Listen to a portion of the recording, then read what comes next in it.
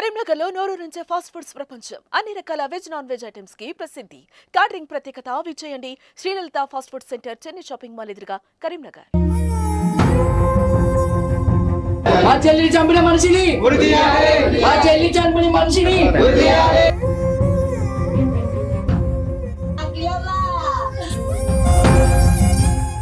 చనిపోయినాక కూడా మళ్ళీ ఫోన్ కాల్ వస్తుంది. ఈ రోజు ఇది జరిగింది, రేపు తెల్లారి మడో ఆడపడుచుకి ఆడబిడ్డకి రావద్దు సార్.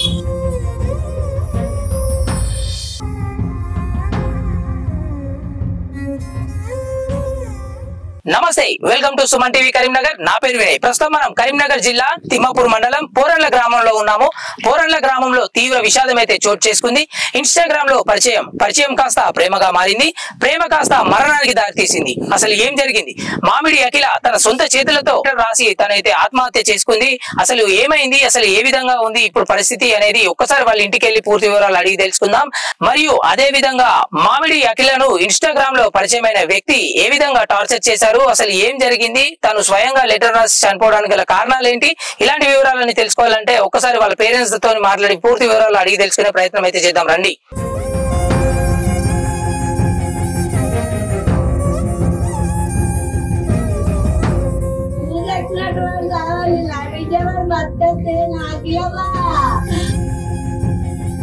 ప్రస్తుతం మనం అఖిల వాళ్ళ ఇంటి దగ్గర అయితే ఉన్నాము. వాళ్ళ ఇంటి దగ్గర విషాద సంఘటనలు అలుముకున్నాయి. ఒకసారి లోపలికి వెళ్ళి వాళ్ళ పేరెంట్స్ తో కూడా మాట్లాడి పూర్తి వివరాలు అడిగి తెలుసుకునే ప్రయత్నం చేద్దాం. రండి.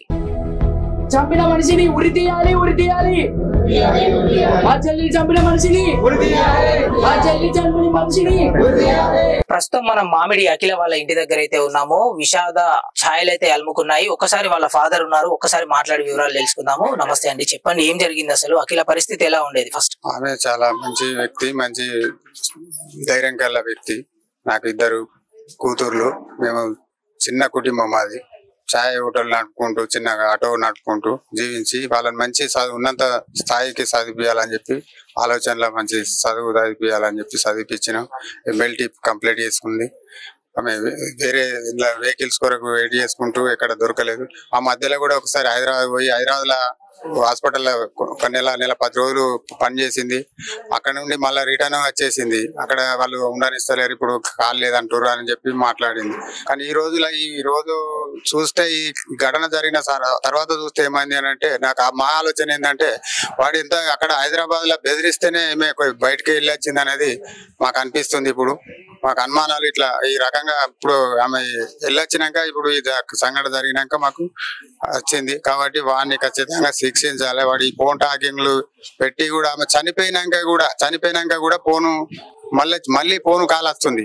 అయితే అక్కడ మాకు ఇక్కడ గ్రామ సర్పంచ్ ఇట్లా ఉండి, మీరు ఫోన్ లావటకుండ్రి, మీరు లావడితే వేరే ఏదో ఆవేశంగా మాట్లాడితే అది వేరే డైవర్ట్ అవుతుంది, దాన్ని మీరు ఫోన్ ఆఫ్ చేయరి, మీరు ముట్టుకోకూరు, ఫోన్ లావటకూరు అని చెప్తే దాన్ని అట్లనే ఉంచినాం. ఫోన్ లాక్ అది ఆమె ఏ నెంబర్ వినా లాక్ చేసుకుందో ఆమెతో లాక్ దొరకలేదు. SI గారికి ఇట్లా వచ్చారు, కేసు పెట్టినాం, కంప్లైంట్ ఇచ్చినాం. వాళ్ళు ఫోన్ లాక్ తీసి అవన్నీ అందులో ఏమున్నది, వాడు ఏం మాట్లాడినా అనేది చూద్దామని చెప్పి అన్నారు.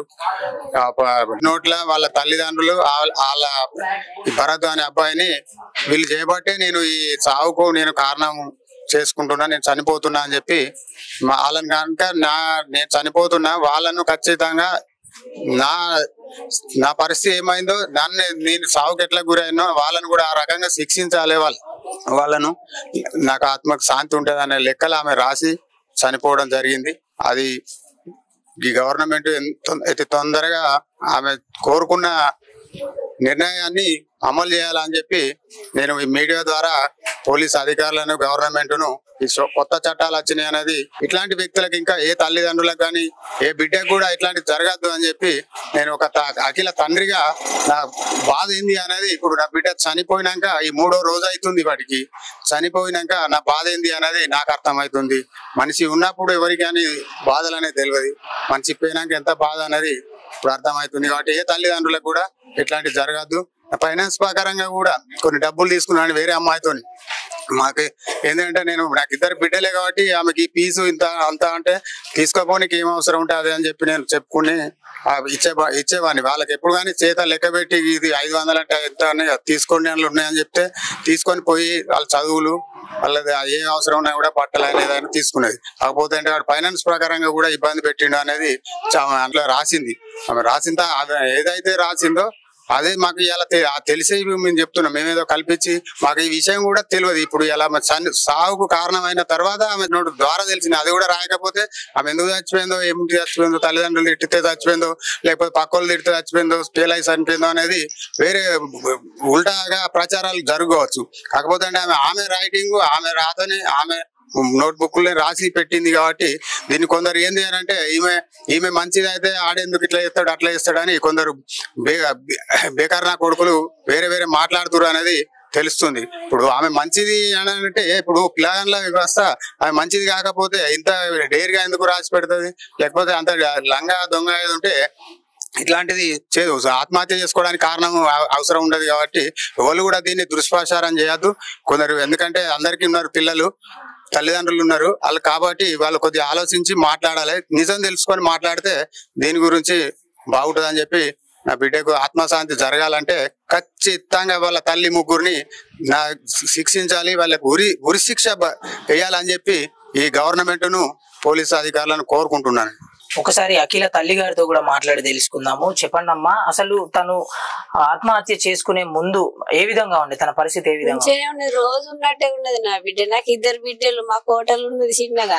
నేను హోటల్లోనే ఉంటా, ఆయన పొద్దున్న దాకా ఇంట్లోనే ఉంటది. రోజు ఉన్నట్టే ఉన్నది నా బిడ్డ. హోటల్ కాడికి వచ్చింది 12:30 ఆడ నుంచి ఈడికి వచ్చింది. మంచి నీళ్ళు పట్టేస్తానని వచ్చింది. పొద్దున్న దాకా ఇన్నే ఉంటది. అయిత అది ఫోన్ ఆడు చేసిండట కూడా దినాలు కానివాడు నాకు తెలియదు. కానీ అది చచ్చిపోయినాకనే లేటర్ రాస్తేనే మాకు ఎరకైంది గిట్ల చచ్చిపోయిందని. మేము వచ్చే వరకు అయితే నేను ఇంటికి వచ్చిన నీళ్ళు పట్టిందా లేదా అని ఇంటికి వచ్చే వరకు తలుపులు పెట్టుకున్నది, బేడాలు పెట్టుకున్నది, అంత ఊరేసుకున్నది, చచ్చిపోయింది నా బిడ్డ. తలుపులు కూడా వీకి చూస్తేనేదే కనబడ్డది నా బిడ్డ. నాకు 2 బిడ్డలు. నా చిన్న బిడ్డకి అట్లా చేసింది. నా బిడ్డ నాకు ఏది చెప్పలేదు. చచ్చిపోక ముందు చెప్పొద్దా నా బిడ్డను. నా బిడ్డను కాపాడుకుందాం. చచ్చిపోయినాక చూస్తే లాభం. వాడు ఎక్కడున్నా దొరకబట్టుకొస్తాం మేము పోయి. అది బతుకుంటే ఇప్పుడు మీరు దొరకబట్టి నా బిడ్డకు న్యాయం చేయాలి, వాళ్ళకు ఉరి శిక్ష చేయాలి. వాళ్ళ అవ్వయ్యకి ఎరికేనట వాళ్ళ కొడుకును వాళ్ళను చంపేయాలి, వాళ్ళని భూమి ఉంచద్దు. నా బిడ్డకి అట్లా వాళ్ళను కూడా చంపాలని రాసి పెట్టిందట. నాకు చదువు రాదు, మాకేది తెలియదు. నా బిడ్డకి అట్లా చేసింది, మమ్మల్ని ఆగం చేసిపోయింది నా బిడ్డ. నా బిడ్డకు తృప్తి కావాలంటే వాళ్ళు భూమి మీద ఉండద్దు. నా బంగారం అవసరం బిడ్డను మింగిరు వాళ్ళు కూడా బతకద్దని నేను కోరుకుంటున్నా. అఖిల గారు ఎప్పుడైనా తల్లితో షేర్ చేసుకుంటా ఉంటారు ఏ విషయాలైనా కూడా? అలాంటి ఎప్పుడు చెప్పలేదా? నాకు ఎప్పుడు చెప్పలేదు నా బిడ్డ. ఫోన్ అయితే ఊకే చూసేది. ఊకే చూస్తాను అంటే అట్టిగానే అనేది. సినిమాలు చూసేది, వాళ్ళ దోస్తులతో మాట్లాడుతాను అనేది. నాకు చదువు రాదే. నా కావచ్చని నేను అనుకున్నా కానీ గిట్ల చేస్తుంది అనుకోలే. నా బిడ్డ గిట్ల చచ్చిపోతుంది, గట్ల చేసి గిట్ల చేసిపోతుంది అనుకోలే నేను. నాకేం చెప్పలే. నాకు చెప్పినాక నా బిడ్డ నేను అడగనా, నా బిడ్డని నేను కాపాడుకోనా? అది చచ్చిపోయినాకనే వెళ్తుంది మాకు. అది చూసినాక తెలిసింది మాకు. అంతవరకు రాక మాకేం తెలియదు. సో చూస్తున్నారు కదా, అఖిల వాళ్ళ ఇంట్లో అయితే తీవ్ర విషాదం అయితే చోటు చేసుకుంది. వాళ్ళ పేరెంట్స్ తో సహా తనకైతే కఠినంగా శిక్షించాలని చెప్పేసి ప్రభుత్వాన్ని మరియు పోలీస్ శాఖను కూడా వాళ్ళు విజ్ఞప్తి చేస్తున్నట్టు కనిపిస్తా ఉంది. ఇలాంటి సంఘటనలు మరీ జరగకుండా ఉండాలంటే తక్షణమే దీనిపైన చర్యలు తీసుకోవాలని వాళ్ళ పేరెంట్స్ మరియు వాళ్ళ సోదరులు కూడా కోరుకుంటా ఉన్నారు. మరిన్ని విషయాలు పూర్తిగా తెలియాలంటే వాళ్ళ సోదరులైన అంటే 10th క్లాస్ కి సంబంధించిన వాళ్ళ క్లాస్మేట్స్ అయితే ఉన్నారు, ఒక్కసారి అడిగి తెలుసుకుందాము. అఖిల పరిస్థితి ఎలా ఉండేది ఒకసారి చెప్పండి, ఎలా ఉండేది? సార్ తను చాలా యాక్టివ్ క్యాండిడేట్, చాలా స్టడీ పర్సన్, చాలా బాగా చదువుతుంది. తను 10th క్లాస్ వరకు మాతో చదువుకుంది. ఇంటర్ తర్వాత తను వొకేషనల్ చేసింది, నేను ఇంటర్ వెళ్ళిపోయినా. మేమందరం ఇంటర్, మా ఫ్రెండ్స్ కొందరు స్టాప్ అయిపోయినారు. కానీ ఇన్ని సంవత్సరాల నుంచి తన దగ్గర ఒక నెగిటివిటీ అనేది ఎప్పుడు కనబడలేదు. తనకి ఏదో ఒకటి ప్రాబ్లం ఉన్నట్టుగా కూడా ఎప్పుడు రాలే. వచ్చినా ఇన్ కేస్ మాకు చెప్పుకునేది మేము సాల్వ్ చేసినాం. కానీ ఇంత గలీజ్ అయిన సిచ్యువేషన్ వచ్చినా కూడా తనతోని కాని సిచ్యువేషన్ లా ఎవరికి చెప్పుకోలేకపోయింది భయ. ఎందుకు ఎంత టార్చర్ పెడితే చెప్పుకోలేకుండా చనిపోతుంది. ఆ నోట్లో నేను చనిపోతున్నా, కానీ నేను చనిపోయినందుకు వాడిని మాత్రం ఎట్టి పరిస్థితులలో వదిలేయకండి. వాళ్ళ అమ్మ నాన్న ప్రేరణతోనే వాడు ఇట్లా చేసిండు అని చెప్పేసి అందులో నోట్లో రాసి పెట్టుంది. అంటే ఒక ఒక తల్లిదండ్రి పెంచేటోళ్ళే కొడుకుల్ని అట్లా చేయరా అని చెప్పిన తర్వాత ఇంకా మన ఇండియా ఎప్పుడు డెవలప్ అవుతుంది, ఎక్కడికి పోతుంది? ఇంకా ఇవాళ ఒక్క అమ్మాయి చనిపోతే రేపు ఎంతమంది అమ్మాయిలు చనిపోతారు? ఈ రోజు ఇది జరిగింది, రేపు తెల్లారి మడో ఆడపడుచుకి ఆడబిడ్డకి రావద్దు సార్. నాకు కావాల్సింది ఏంటిదంటే అమ్మాయి ప్రాణం పోయింది, ఎందుకు పోయింది, ఎందుకు తీసుకోవాల్సి వచ్చింది, ప్రాణం తీసుకోవాల్సిన కారణం ఏంటిది, వాడు ఎందుకు అట్లా చేసిండు, వాళ్ళ ఫ్యామిలీ అట్లా ఎందుకు మాట్లాడిల్లు, ఏం అవసరం?